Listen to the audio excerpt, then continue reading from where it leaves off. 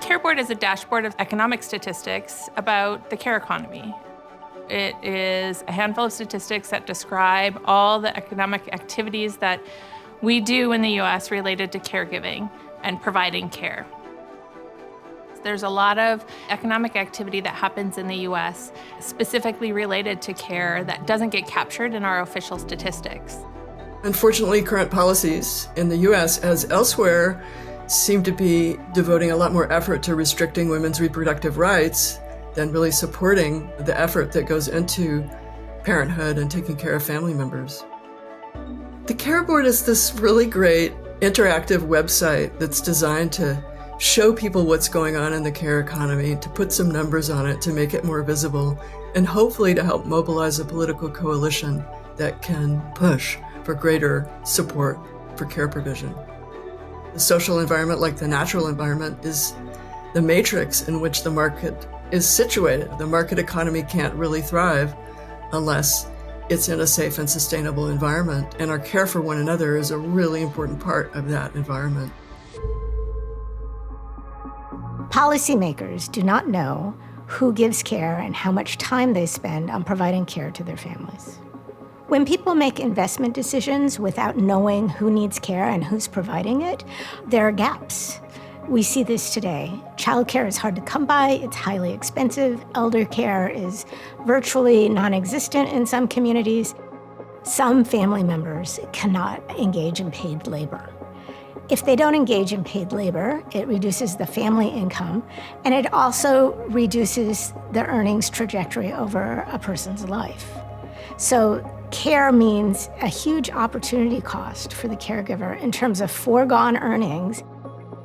The Care Board is the first attempt to measure care and show that data to policymakers and the United States.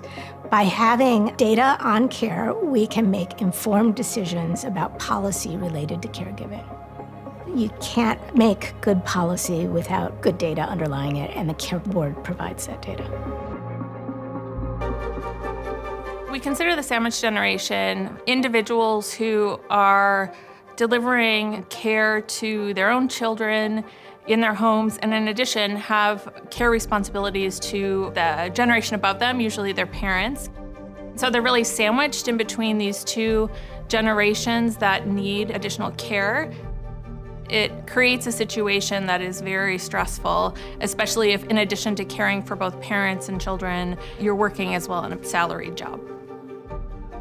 If we really want to maximize economic growth, what we want to do is have everybody working and engaged in the economy at their full potential.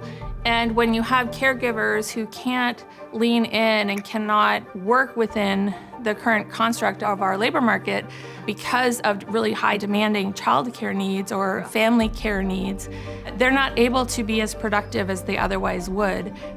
And our work provides tools for how we can continue to thrive in what I call an economy that wasn't built for us. This idea that economic statistics today have really been developed from the perspective of 1940s older white male statisticians really doesn't allow the economic statistics we produce today to tell the true and complete story of women's economic lives.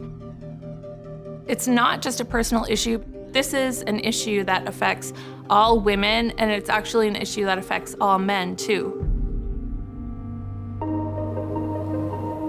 What we call informal economic care, so that's care that's not somebody's job, is undermeasured. Now, that undermeasurement is a direct consequence of the way that economic statistics are primarily measured to capture market transactions. The consequences of not having good data on informal care are we make bad decisions, and it really came home to roost during the COVID-19 lockdowns. We couldn't really estimate where we were losing economic and personal losses because the informal care sector evaporated. Relying on GDP alone is not a flawed way to understand economic value. It's an incomplete way. Measuring the care economy better would change economic policy. It has to do with the information base that would be used to focus the debate. It's hard to have an organized discussion about the care economy without some fundamental statistics that are the agreed basis. What would change if we measured care provision more accurately? I think it would help us put people first and look beyond what's going on in the stock market or what's going on in terms of the growth of gross domestic product. It would lead us to prioritize outcomes that have to do with actual health and well-being and creativity and life satisfaction. The risk, if we don't modernize economic statistics, is that we're leaving talent on the table. And also, we're not providing policymakers and other advocacy groups and nonprofits the ability to really try to focus and harness their talent and energies in spaces where they can actually make movement. Because if we don't have data that tells us where that movement needs to be made, it's really hard for policymakers then to determine what actions they should take to solve the problem.